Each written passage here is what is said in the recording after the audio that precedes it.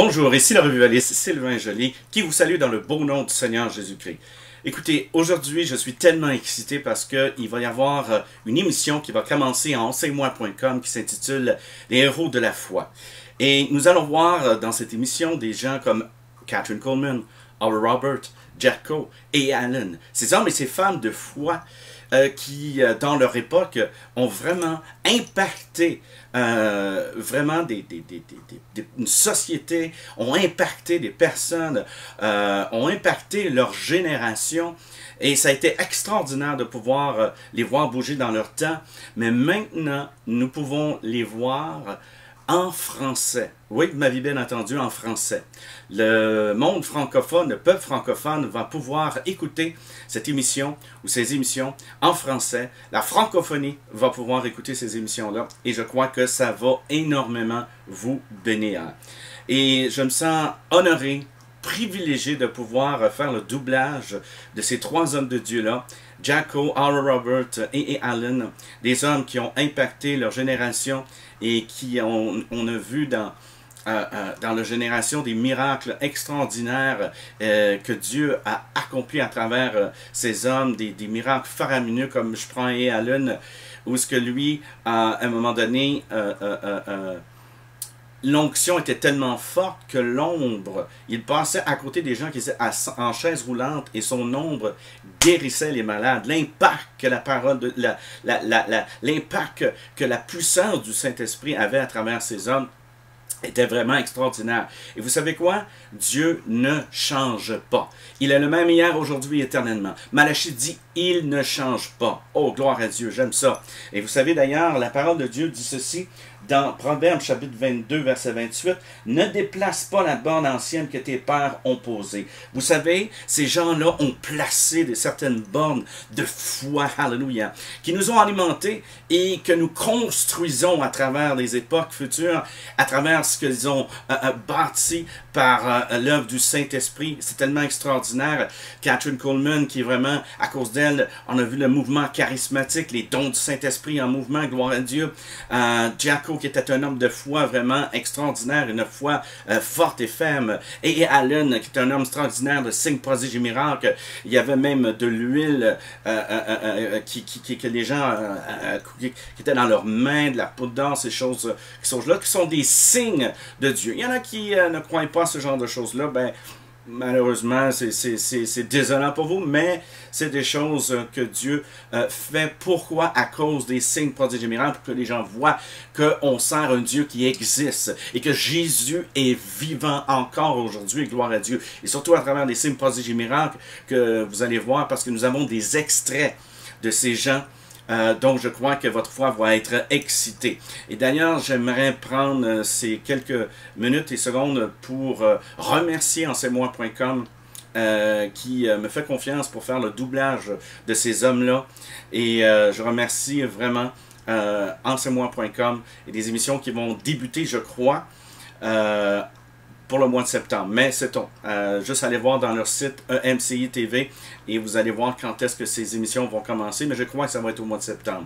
Mais je remercie tellement le Seigneur pour que je puisse doubler ces voix d'hommes de Dieu comme cela. Et je crois qu'il y a une onction qui s'implante en même temps aussi dans ma vie de ces hommes de Dieu-là que j'estime beaucoup et que j'ai beaucoup appris. J'ai étudié ces hommes-là tellement longtemps et maintenant je me vois vraiment doubler leur voix. Alors, pour moi, c'est vraiment un honneur et c'est plus qu'un privilège, c'est vraiment un honneur que Dieu me fait pour cela.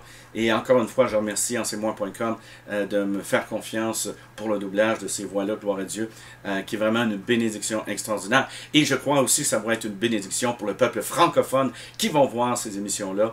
Et ça va être extraordinaire de voir ces hommes prêcher la parole de Dieu à travers des révélations extraordinaires que Dieu leur a données. Je pense à Oral Roberts avec le quatrième homme dans la fournaise ardente. Oh, ça c'est tellement un classique, cette prédication-là. Et vous allez voir toutes ces choses et vraiment, je crois que vraiment, ça va vraiment vous exciter dans la foi et vous dire, hey, si ces hommes-là ont fait cela, je crois que moi aussi, avec l'aide de Dieu, je peux avoir un tel ministère. C'est ce que ces hommes ont dit aussi quand ils ont vu d'autres personnes.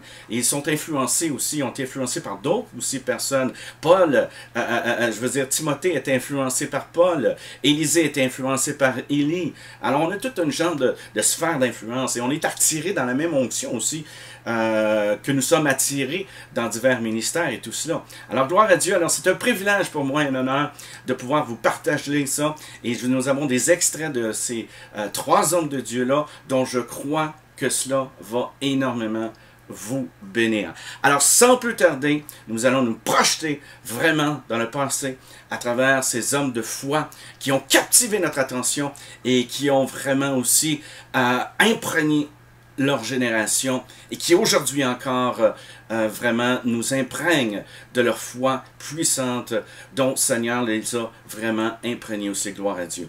Alors, j'espère que cela va vous bénir et sans plus tarder, comme je disais, allons nous projeter vraiment à travers ces émissions, à travers ces démos que le Seigneur a pu permettre que je puisse faire et je crois vraiment que cela va vous exciter dans votre foi. Amen. Soyez bénis. Et n'oubliez pas que Jésus est Seigneur.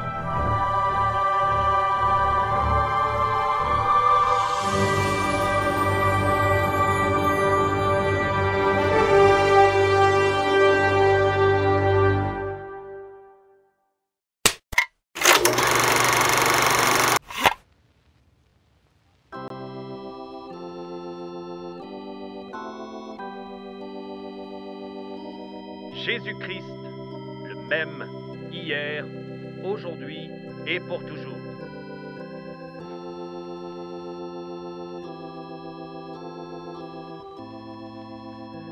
Des multitudes de personnes viennent des quatre coins de la nation pour entendre l'évangéliste Jack Coe, un homme dont l'extraordinaire foi en Dieu a apporté la guérison à des gens souffrants et malades.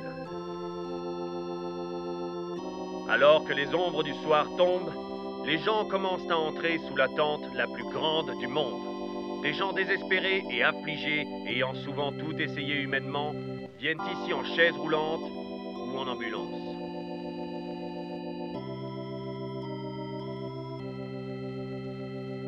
Quelle est la signification de ces béquilles que l'on voit accrochées ici?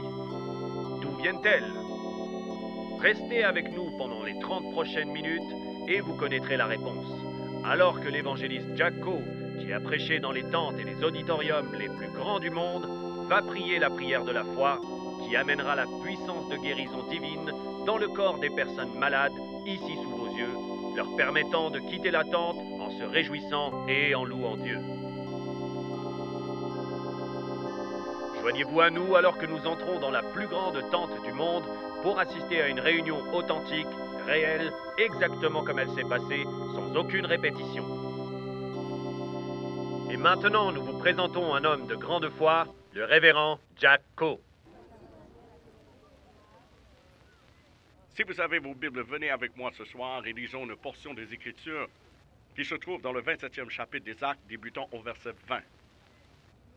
Le soleil et les étoiles ne parurent pas pendant plusieurs jours, et une grande tempête nous pressait. Il arriva alors que tout espoir d'être sauvés nous fut ôté. Nous avions été longtemps sans manger, alors Paul se tenant au milieu d'eux dit: « Ô hommes, vous auriez dû m'écouter et ne pas partir de Crète, et éviter ces avaries et ce dommage. Et maintenant, je vous exhorte à avoir bon courage, car on ne fera la perte de la vie d'aucun de vous, mais seulement du navire. Car près de moi, cette nuit est venu l'ange de Dieu, à qui je suis, et que je sers. Dis Jean, ne crains point, Paul. Il faut que tu comparaisses devant César, et voici Dieu t'a donné tous ceux qui naviguent avec toi. C'est pourquoi, ô homme, ayez bon courage, car je crois Dieu. C'est pourquoi, ô homme, ayez bon courage, car je crois Dieu. Et en sera exactement comme il m'a été dit. J'aimerais que vous imaginiez ceci avec moi. Voici ces hommes sur ce bateau, et pendant 14 jours et 14 nuits, ils n'avaient pas vu la lumière le jour, ni les étoiles, ni la lune la nuit. Pendant 14 jours et 14 nuits, ils avaient navigué dans les ténèbres. Et quand tout espoir fut perdu, ils ont pris tout ce qui était sur le bateau et l'ont jeté par-dessus bord pour essayer d'alléger le navire. Plus de nourriture, ils allaient manquer d'eau. Pendant 14 jours, ils n'avaient pas avalé une bouchée de nourriture. Et la Bible dit que tout espoir était perdu. Êtes-vous déjà allé aussi loin que vous pouviez aller, sans savoir de quel côté tourner, ni quoi faire ensuite? Je veux vous dire qu'à un moment, quelque part dans l'ombre, vous allez trouver Jésus. La Bible dit que tout espoir était perdu. Quand toutes les ténèbres des ténèbres des ténèbres étaient sur eux, ils savaient qu'ils allaient mourir. Un homme s'est levé dans le bateau et leur a dit, « Homme, vous auriez dû m'écouter et ne pas partir de Crète. » Mais il leur a dit, « Ayez bon courage. » J'imagine qu'ils ont pensé qui a laissé cet homme sortir de la ville. Qu'est-ce qu'il a, lui, à un moment comme ceci où nous n'avons pas pris une bouchée depuis 14 jours, de voir cet homme au milieu du bateau qui dit d'avoir bon courage. Comment pouvons-nous avoir du courage à un moment comme ça? Mais avant qu'il puisse ouvrir la bouche pour dire quelque chose, Paul poursuivit. Il dit, « Ayez bon courage, car près de moi cette nuit est venu l'ange de Dieu, à qui je suis et que je sers. » Frère, il savait à qui il appartenait. Savez-vous à qui vous appartenez? Il a dit que cet ange lui a dit, « Ne crains point, Paul, car tu seras délivré. Et je sauverai la vie de tous ceux qui sont avec toi. Alors ayez bon courage, car je crois Dieu et je sais qu'il en sera exactement comme il m'a été dit. » Maintenant, je veux vous dire que je me tiens ici, peu importe si les docteurs hochent la tête ou croisent les mains, je ne critique pas les médecins. Mais je vous dis que si les médecins, eux, ont fait tout ce qu'ils pouvaient, ils sont allés aussi loin que l'homme peut aller. Ils ont essayé chaque remède, mais je veux vous dire qu'il y a de l'espoir en Jésus-Christ. Je crois que la parole de Dieu va vous guérir, après que l'homme ait fait tout ce qu'il pouvait. Je crois Dieu. J'ai dit je crois Dieu. Je crois qu'il en sera exactement comme il m'a été dit. Quelqu'un m'a dit, qu'est-ce que tu crois? Je crois exactement les promesses qui sont dans la parole de Dieu. Vous dites que chaque promesse dans le livre est à moi? Chaque chapitre, chaque verset, chaque ligne? Quelles sont les promesses? Nombreuses sont les afflictions du juste, mais l'Éternel l'en délivre de toutes. Il pardonne toutes mes iniquités, il guérit toutes mes maladies. Je crois Dieu. J'ai dit, je crois Dieu. Alléluia. La Bible dit, si vous obéissez à mes commandements et gardez mes statuts, je ne laisserai rien survenir sur vous. Comme tous ceux qui touchaient Jésus étaient restaurés, tous ceux qui venaient à Jésus étaient guéris. Frère, je crois Dieu que ce sera exactement comme il a dit. Alléluia. Cœur, cancer et les nerfs. Le cancer est juste là? Oui, c'est ça. Donnez-moi l'huile. Je ne loin pas souvent d'huile, mais parfois je le ressens. Je pense que s'il y a quelque chose qui vient du diable, c'est un cancer. Je pense que s'il y a quelque chose qui prend la vie des gens, qui ronge les gens, c'est un vieux cancer. Qui croit cela? Dites amen. Qui peut voir ce cancer, là sur son visage? Combien croient que Dieu peut l'enlever maintenant? Seigneur, au nom du Seigneur Jésus-Christ, enlève ce vieux cancer par la puissance de Dieu au nom de... le voilà. Oh, Seigneur. Alléluia, alléluia.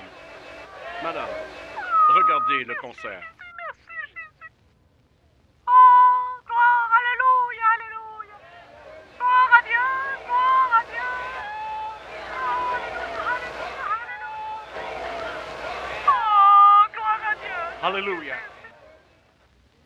Le voici, mère. Oh, merci, Jésus, merci, merci. Depuis quand ce cancer était-il là? Oh, plusieurs mois. Plusieurs mois. Oui. Ça restait pareil. Ça ne changeait pas. Ça ne s'empirait pas et ça ne s'améliorait pas. Il restait juste là. Il reste là. Il restait là. Mais il n'est plus là. Oh, Dieu, merci. Il est dans la paume de ma main. Allez, louez Dieu. Merci, Jésus. J'ai un goitre et je veux que vous priez pour ça. Avalez-le. Il est parti. Retournez à votre place et louez Dieu. Elle avait un goitre aussi, il est parti. Levez vos mains et louez Dieu.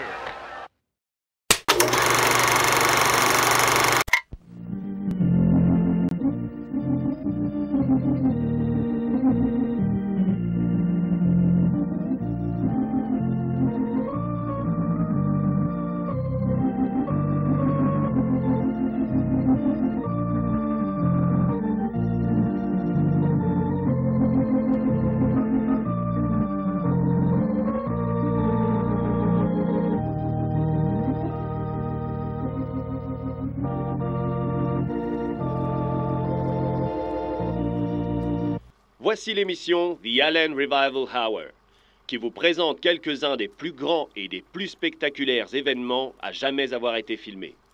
Soir après soir, des milliers de personnes se réunissent sous ce chapiteau pour voir et pour témoigner des choses réelles que vous observerez aujourd'hui dans cette émission. Rien de ce que vous allez voir dans cette émission n'a été planifié ou répété. Nos caméramans sont présents à chaque réunion pour recueillir pour vous les meilleurs événements et les grands miracles de guérison qui se produisent soir après soir. Alors nous vous invitons à prendre place dans les premières rangées. Nous désirons que votre foi soit stimulée et nous voulons que vous soyez bénis, guéris, délivrés et libérés par la puissance de Dieu alors que nous nous réjouissons ensemble sous un des plus grands chapiteaux du monde.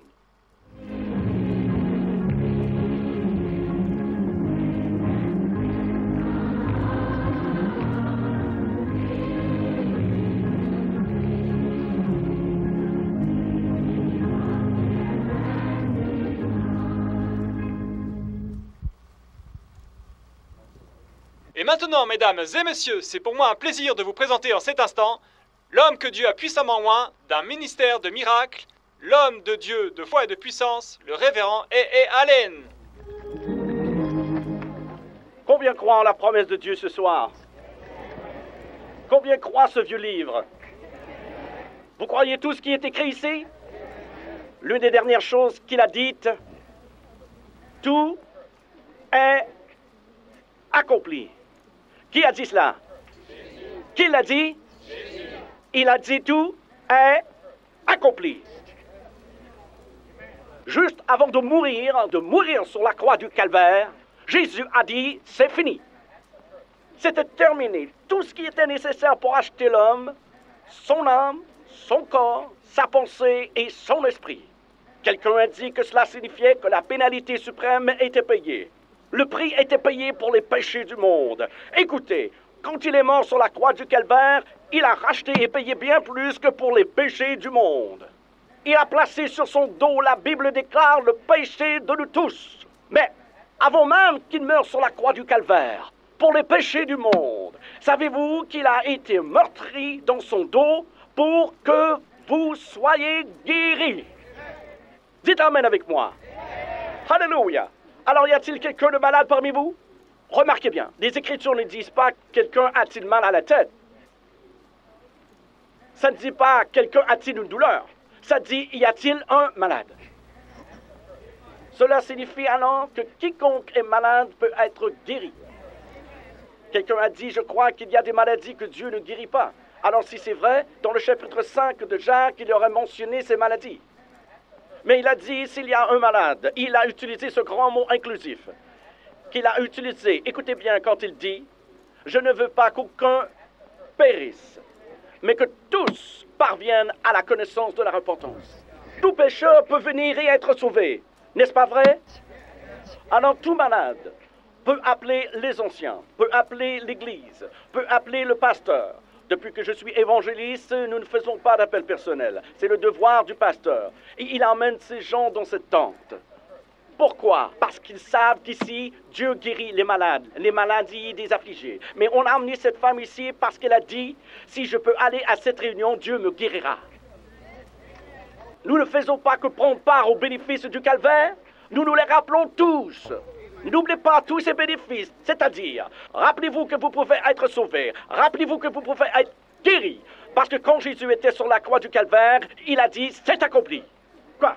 Le prix suprême a été payé pour l'âme de l'homme, pour la guérison de son corps. Car les Écritures disent par ses meurtrissures, nous sommes guéris. Dieu vous bénisse, mon frère. Vous êtes l'homme qui a le cou bloqué? C'est ça, monsieur. Il est penché de côté et C'est vous ça. ne pouvez le redresser. C'est ça. Et depuis quand c'est comme ça? Oh, environ 18 ans. 18 ans. 18 ans, ouais. Voyez-vous cet homme? Il ne peut pas redresser sa tête. Sa tête est toujours penchée. Est-ce que ça fait mal tout le temps? Non, pas tout le temps. Ça affecte mes yeux. Ça m'empêche de parler. Difficile d'avoir une conversation. Oh, Et parfois, je vois. ça touche même ma hanche gauche. Vous parlez difficilement et parfois vous devenez aveugle. Oui, aveugle parfois. Et Environ ça 2 fait? heures chaque fois. Maman, 2 heures à chaque fois.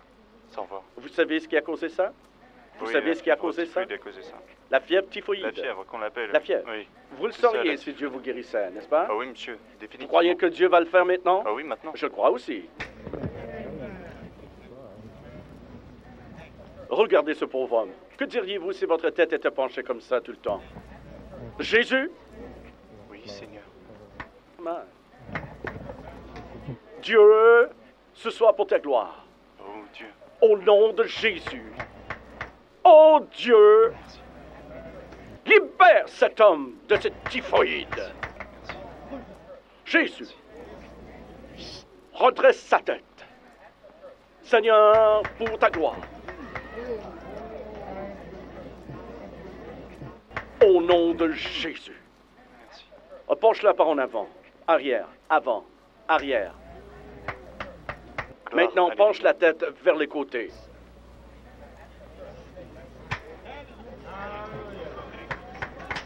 Bouge-la. Merci Jésus. Allez. Comment vous sentez-vous? Bien. Bien mieux que depuis des années. Allez-y, faites-le encore. Allez, faites-le comme ça.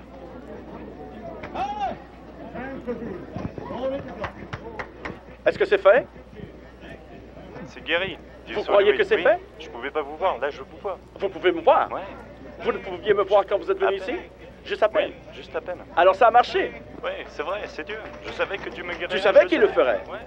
Et maintenant tu me vois bien. Oui, là, je vous vois bien. Tout le monde dit Alléluia. Amen. Alléluia. Amen.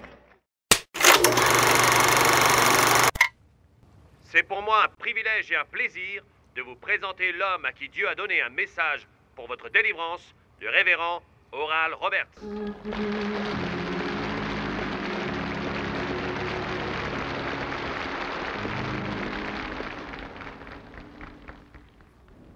J'aimerais attirer votre attention au livre de Daniel, chapitre 3.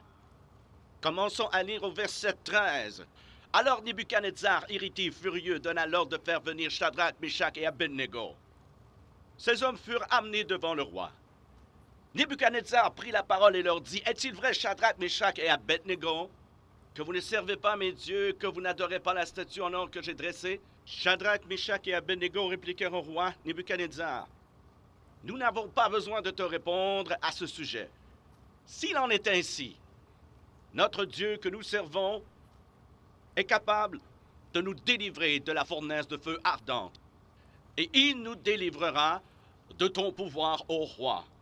Si l'on sache, ô roi, que nous ne servirons pas d'autres dieux, et que nous n'adorons pas la statue d'or que tu as élevée. » Sur quoi Nebuchadnezzar fut rempli de fureur, et il changea de visage en tournant ses regards contre Shadrach, Meshach et Abednego. Et il reprit la parole, et ordonna de chauffer la fournaise, 7 fois plus qu'il ne convenait de la chauffer. Puis il commanda à quelques-uns de ses plus vigoureux soldats de son armée de lier Shadrach, Meshach et Abednego, et de les jeter dans la fournaise ardente. Et ces 3 hommes, Shadrach, Meshach et Abednego, tombèrent liés au milieu de la fournaise ardente. Alors le roi Nebuchadnezzar fut effrayé, et se leva précipitamment, il prit la parole et dit à ses conseillers, « N'avons-nous pas jeté au milieu du feu 3 hommes liés? » Ils répondirent au roi, « Certainement, au roi. » Il reprit et dit, « Eh bien, je vois 4 hommes sans lien, qui marchent au milieu du feu et qui n'ont point de mal. Et la figure du 4e ressemble à celle d'un fils des dieux. Ensuite, Nebuchadnezzar s'approcha de l'entrée de la fournaise ardente et prenant la parole, il dit, « Shadrach, Meshach et Abednego, serviteurs du Dieu très haut, sortez et venez. » Et Shadrach, Meshach et Abednego sortirent du milieu du feu. Les satrapes, les intendants, les gouverneurs et les conseillers du roi s'assemblèrent. Ils virent que le feu n'avait eu aucun pouvoir sur ces hommes, que les cheveux de leur tête n'avaient pas été brûlés, que leurs caleçons n'étaient point endommagés et que l'odeur du feu ne les avait pas atteints. Comme un diamant sur un coussin de velours, la ville de Jérusalem, située exactement au centre géographique de la terre, c'était la ville de Dieu, le grand roi. Beaucoup plus loin, au sud-est de Jérusalem, il y avait une autre ville, la plus grande et orgueilleuse des villes que les hommes aient construites. Babylone, fabuleuse, puissante Babylone. Le monde pense et parle encore de Babylone aujourd'hui. Ces murs faisaient 300 pieds de haut, et en haut, ils étaient si larges que 8 chars pouvaient y faire la course côte à côte. Et à l'intérieur des murs étaient les fameux jardins suspendus que Nebuchadnezzar construisit pour son orgueil et sa vanité, une des merveilles du monde ancien. Nebuchadnezzar prit sa légion conquérante, sortit, parcourut toute la terre connue et conquit le monde, et emmena en captivité la fleur de la nation, et parmi eux les dieux du peuple. Quand Nebuchadnezzar, cet homme orgueilleux et vaniteux, vit sa conquête, et vit ses multiples dieux, et réalisa qu'aucun pouvoir sur terre n'avait été capable de se tenir devant son armée, il décida de se faire lui-même Dieu, et il fit une image de lui-même d'or pur de 100 pieds de haut, et l'érigea dans la plaine de Dura. Et il donna l'ordre qu'au son de la musique, toute personne sur terre devait se prosterner, tourner sa face vers l'image et dire « Grand est Nebuchadnezzar notre Dieu, grand est Nebuchadnezzar notre Dieu. » Et un jour, il prit ses légions élites et marcha dans le désert miroitant de sable brûlant, assiégea la ville de Jérusalem, la ville de Dieu le grand roi, abattit les murs, écrasant le temple, détruisit la ville, rendit captifs la fine fleur des nations, de beaux jeunes princes hébreux, des jeunes hommes comme Shadrach, Meshach et Abednego. Et il leur montra cette terrible fournaise de feu ardente. Il leur dit qu'il la chaufferait 7 fois plus qu'habituellement. Il a dit, tu te prosterneras ou tu brûleras. Et ces jeunes hommes, ces jeunes serviteurs du Dieu très haut, ont dû faire face à une inévitable réalité de la vie. Votre religion va être éprouvée. Votre foi devra être testée. Et il y a un diable dans ce monde qui n'aime pas Dieu et n'aime pas le peuple de Dieu. Et il fut dit à ces jeunes hommes, vous vous prosternerez devant mon roi ou vous brûlerez dans ma fournaise. La religion, la vraie religion, va être éprouvée. Vous n'irez pas au ciel comme sur un tapis de fleurs. Vous n'allez pas échapper à la colère du diable. Il y a des gens qui se lèveront contre vous. Ils vous persécuteront d'une manière inconcevable. Le diable te dira, si tu sers Dieu, je vais mentir sur toi, je briserai ta réputation, je te persécuterai, je te pourchasserai. Si tu ne te soumets pas, tu brûleras dans ma fournaise. Le diable dira tous les mensonges possibles. Mais laissez-moi vous dire ce que les 3 enfants hébreux ont dit. Quand ce vieux Nebuchadnezzar dit « Vous vous prosternerez devant mon Dieu ou vous brûlerez dans ma fournaise », ils ont dit « Nous pouvons brûler dans ta fournaise, mais nous ne nous prosternerons pas devant ton Dieu. » Mais savez-vous ce que Dieu a dit? Dieu a dit « Si vous ne vous prosternez pas devant le Dieu de Nebuchadnezzar, moi je veillerai à ce que vous ne brûliez pas dans sa fournaise. » Dieu recherche des personnes qui ont pris leur décision, qui vont remettre leur sort dans les mains de Dieu, qui vont recevoir du Saint-Esprit un salut profond, sincère, ancré et fondé sur le roc.